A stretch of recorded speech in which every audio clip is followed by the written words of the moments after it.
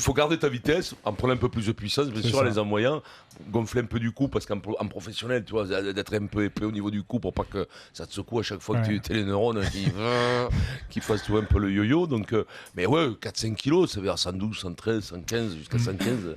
Quand tu fais 2 mètres, 115, t'es fin. Hein. Ouais, Là, non, tu fais 110 kilos, le mec, il était fin, t'es sec, tu vois, c'est pas.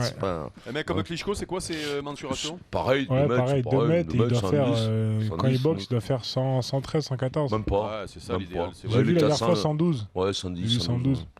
Mais il est pas mal, il est pas mal, il est baraqué quand même. C'est un athlète. Il est moins vif sur les jambes que toi, Ouais, il est il est plus moins dans un vif. truc solide quoi. Alors, C'est pas la même boxe. et puis surtout, il les prend pas. Il a une énorme droite, mais on l'a vu contre 2-3 fois, et une fois contre un Ukrainien sur un direct du gauche, il est assommé. On s'est dit, il va pas finir au premier round. C'est 3 combats au PMU du coin.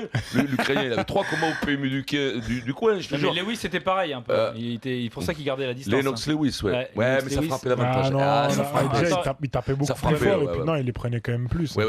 Il a pris des KO contre Raman, il est tombé d'un coup. Il a pris 2. Après ça, c'est un accident. Ça arrive en boxe. Ouais, voilà, un accident après un boxe. Ça, il trouve déjà des excuses, l'autre. Après, Lewis, c'était un drôle de boxeur. On lui a toujours reproché de s'être échappé contre Tyson, de l'avoir évité pendant une dizaine d'années, mais c'était un grand boxeur. Ah, mais tu sais qu'il y a des rumeurs qui disent que c'est Tyson qui a évité Lewis au début. Et qu'il a même payé Lewis pour l'éviter. Moi, je vous dis ce qui se dit. Pavé dans la mare. Pavé dans la mare. Le gros va pas être content. Non, faut pas me chauffer sur Lewis. Je préfère largement Lewis à Tyson. Ouais. Ah, tiens, c'est intéressant c'est ça. pour ça. En plus, surtout sur le modèle de carrière. Tu sens tout de suite. Non, mais dis-nous pourquoi. Il avait une hygiène de vie, Mike Tyson, et Une rigueur morale. Et une rigueur morale. Tu pourrais d'ailleurs t'en inspirer. Non, mais c'est intéressant puisque Tyson, c'est un peu la légende de la boxe. Toi, quand t'étais petit, c'est Lennox Lewis qui te faisait rêver? Ça n'a jamais été Tyson. C'est un très très grand boxeur. Forcément, il a été champion du monde poids lourd à 20 ans.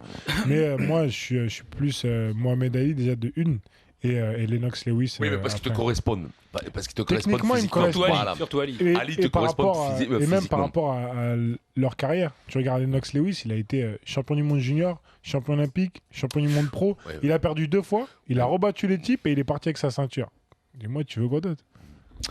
Tony Yoka est dans le Super Moscato Show, champion du monde poids lourd de boxe olympique.